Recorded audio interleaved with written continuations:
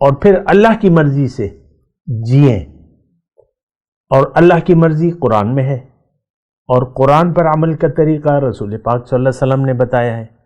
تو اگر آپ ایسا کریں گے تو آپ جنت کے مستحق بن جائیں گے۔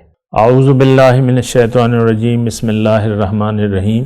اللہم صلی علی سیدنا محمد معدن الجود والکرم وآلہ وسلم۔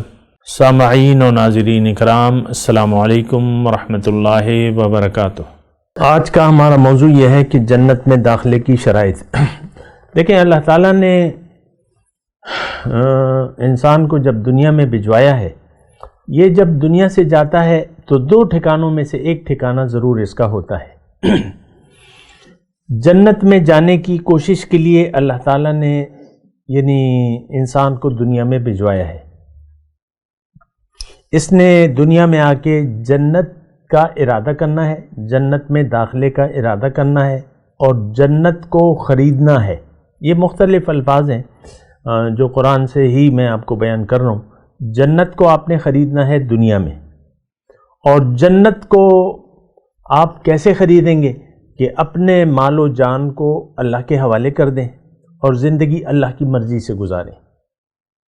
زندگی اللہ کی مرضی سے گزاریں، اپنی مرضی چھوڑ دیں اور اللہ کی مرضی قرآن میں ہے، اور قرآن پر عمل کا طریقہ ہمیں رسول صلی اللہ علیہ وسلم نے بتایا ہے۔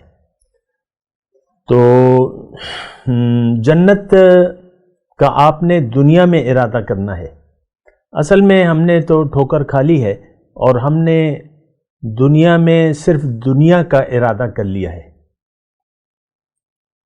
لیکن اگر کوئی اس ارادے پر قائم رہتا ہے تو اسے یہ معلوم ہونا چاہیے کہ آخرت میں اس کا کوئی حصہ نہیں ہے، کیونکہ اللہ تعالیٰ نے واضح طور پہ قرآن پاک میں فرمایا ہے کہ من کان یرید العاجلۃ عجلنا لہ فیہا ما نشاء لمن نرید ثم جعلنا لہ جہنم یصلاھا مذموما مدحورا۔ جس نے دنیا کا ارادہ کر لیا، آخرت کو بھول گیا،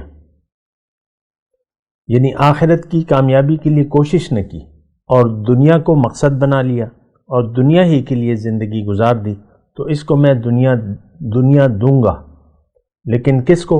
جس کو میں چاہوں، کتنا؟ جتنا میں چاہوں۔ یعنی اس کی حسب منشا جو ہے، اس کو دنیا نہیں ملے گی، یہ تو میری تقسیم ہے۔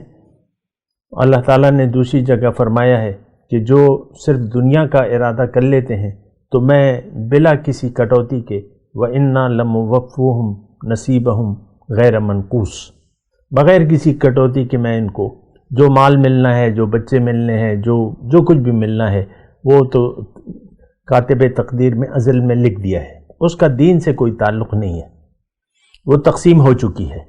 اگر آپ صرف دنیا کے طالب بنے تو آپ کو دنیا ملے گی، لیکن آپ کی مرضی کے مطابق نہیں ملے گی، اور جس کو ملنی ہے اس کو ملے گی، یہ اللہ کی مرضی ہے۔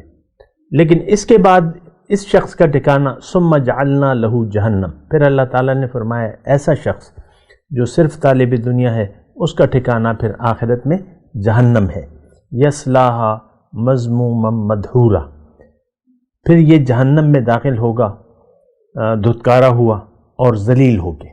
لیکن اس کے بعد اللہ تعالیٰ فرماتا ہے کہ من اراد الآخرۃ، جس نے ارادہ کر لیا آخرت کا، وسعی لہا سعیہا، اور پھر اس کے لیے اس کے مناسب کوشش بھی کی، فاولئک کان سعیہم مشکورا، ان لوگوں کی کوشش کی میں قدردانی کروں گا، جس نے آخرت کا ارادہ کر لیا اور اس کے لیے اس کے مناسب کوشش بھی کی۔ اب من اراد الآخرۃ وسعی لہا سعیہا فاولئک کان سعیہم مشکورا۔ تو بہرحال دیکھیں، کوشش کرنے والے کو جنت ملے گی۔ ہماری کوششیں ظاہر کے لیے ہیں، ہماری سوچیں ظاہر کے لیے ہیں، ہماری خوشیاں، ہماری پریشانیاں سب ظاہر سے تعلق رکھتی ہیں۔ یہ بہت نقصان پہنچانے والی سوچ ہے، اس سے باز آ جانا چاہیے۔ دیکھیں، جو تقدیر میں آپ کا لکھا ہے دنیا، اس کے لیے آپ کیوں پریشان ہوتے ہیں؟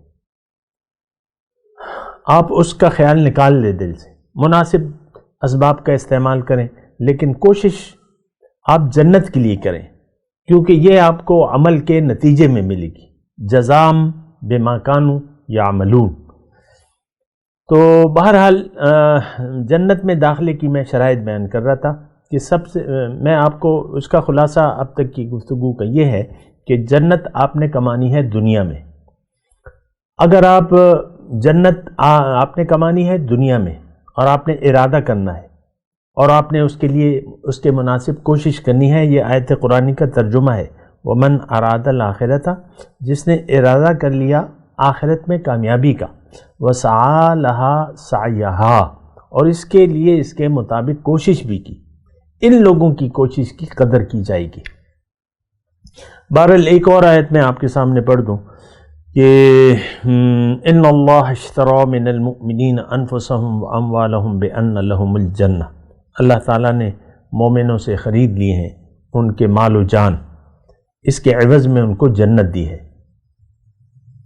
تو یہ مطلب ایک سودا ہے، اگر آپ جنت کمانا چاہتے ہیں تو آپ یہ ایک سودا ہے کہ آپ کو بیچنا ہوگا، کوئی چیز بیچنی ہوگی، عوض میں اس کو جنت ملے گی۔ بیچنی کیا ہے؟ مال اور جان کا اختیار، یعنی سب کچھ آپ نے اللہ کے حوالے کر دینا ہے۔ دیکھیں اس اصل میں ہمارے پاس جو کچھ بھی ہے اس کا مالک تو اللہ ہے، اللہ ہی نے ہمیں سب کچھ دیا ہے، جسم ہے، روح ہے، مال ہے، جو بھی ہے یہ سب کچھ اللہ کی امانتیں ہیں، لیکن اس کو استعمال کرنے کا اختیار آپ اللہ کو بیچ دیں، فروخت کر دیں، اور پھر اللہ کی مرضی سے جئیں۔ اور اللہ کی مرضی قرآن میں ہے، اور قرآن پر عمل کا طریقہ رسول پاک صلی اللہ علیہ وسلم نے بتایا ہے۔ تو اگر آپ ایسا کریں گے تو آپ جنت کے مستحق بن جائیں گے، بِأَنَّ لَهُمُ الْجَنَّةُ۔ تو میں آپ کو یہ کہہ رہا ہوں کہ دیکھیں یہ سودا آپ نے یہاں ارادتاً کرنا ہے، اور اگر کسی نے جنت نہ خریدی تو اس کے لیے پھر دوزخ ہے۔ جنت قسمت سے نہیں ملتی، جنت ایمان یعنی یقین کرنے سے اور یقین کے مطابق عمل کرنے سے۔ یہ شرائط اللہ تعالیٰ نے بیان کی ہے، میں نے، جس نے جنت بنائی ہے اس کے لیے اللہ تعالیٰ نے ایمان اور عمل صالح کی شرط لگائی ہے۔ ایمان کا مطلب یقین، یقین کس پر؟ کہ آپ دنیا کے دھوکے میں آنے کی بجائے اپنی حقیقت پر یقین کریں، اپنی منزل پر یقین کریں، اللہ کو منزل بنا لیں، اور پھر اللہ کے راستے میں، اللہ کے راستے پر چلنے کا عزم کر لیں۔ اللہ کا راستہ قرآن میں ہے، صراط مستقیم کی وضاحت قرآن میں، عمل کا طریقہ رسول پاک صلی اللہ علیہ وسلم نے ہمیں بتایا ہے۔ تو اگر آپ ایسا کریں گے تو یہ شرائط، بس یہی شرائط ہے۔ اور اگر یہ تمام باتوں کا میں اگر آپ کو خلاصہ بیان کروں تو یہ ہے کہ یعنی اللہ تعالیٰ نے یہ باتیں قرآن میں بیان کی ہیں، وَأَمَّا مَنْ خَافَ مَقَامَ رَبِّهِ وَنَهَى النَّفْسَ عَنِ الْهَوَىٰ فَإِنَّ الْجَنَّةَ هِيَ الْمَأْوَىٰ، جو ڈرا، وَأَمَّا مَنْ خَافَ مَقَامَ رَبِّهِ، جو اپنے رب کے سامنے کھڑے ہونے سے ڈرا، جواب دہی کے احساس سے ڈر گیا کہ میں کیا جواب دوں گا کل اگر مجھ سے پوچھا جائے گا۔ اب یہ کرنا کیا ہے اسے؟ وَنَهَى النَّفْسَ عَنِ الْهَوَىٰ، اور اپنے یعنی نفس کو روک لیا خواہشات سے، اپنی مرضی کی بجائے اللہ کی مرضی سے یہ جیا، تو فَإِنَّ الْجَنَّةَ هِيَ الْمَأْوَىٰ، تو اس کا ٹھکانہ جو ہے پھر جنت ہے۔ یہ میں نے قرآن کے حساب سے۔ دوسری بات یہ ہے، یعنی قرآنی کے حساب سے میں آپ کو بتا رہا ہوں کہ اما من طغا، دوزخ میں کون جائے گا؟ یہ بھی سن لیں، جنت کی تو بات ہوگی، دوزخ کون جائے گا؟ دوزخ میں کس کا ٹھکانہ ہے؟ فاما من طغا، جس نے سرکشی کی روش اختیار کی۔ ایک تو اطاعت کی روش ہے، سمعنا و اطعنا، اور ایک سرکشی کی روش ہے جو آج کا مسلمان اس میں مبتلا ہے۔ سرکشی کا مطلب کیا ہے؟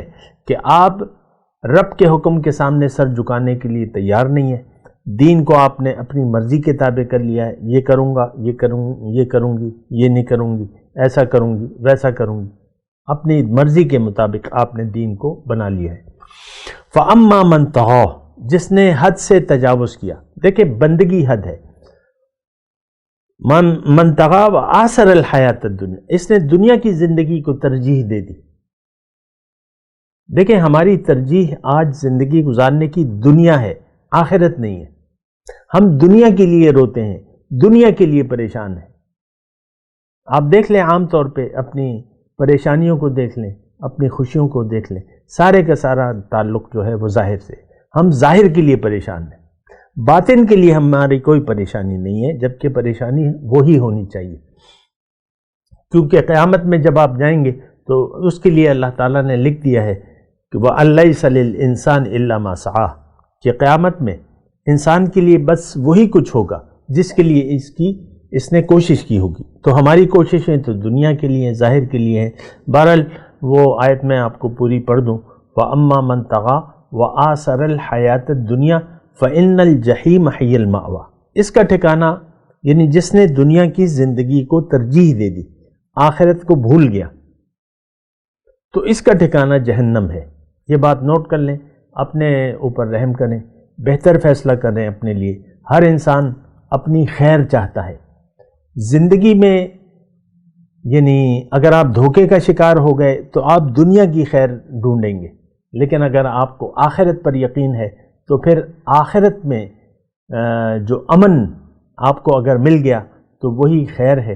اور اللہ تعالیٰ نے اس کے بارے میں فرمایا ہے فَمَنْ زُحْزِحَ عَنِ النَّارِ وَأُدْخِلَ الْجَنَّةَ فَقَدْ فَازَ، کہ اس دن روز قیامت جو دوزخ سے بچا لیا گیا، آگ سے، اور جنت میں داخل کر دیا گیا، یہ لوگ جو ہیں کامیاب ہیں۔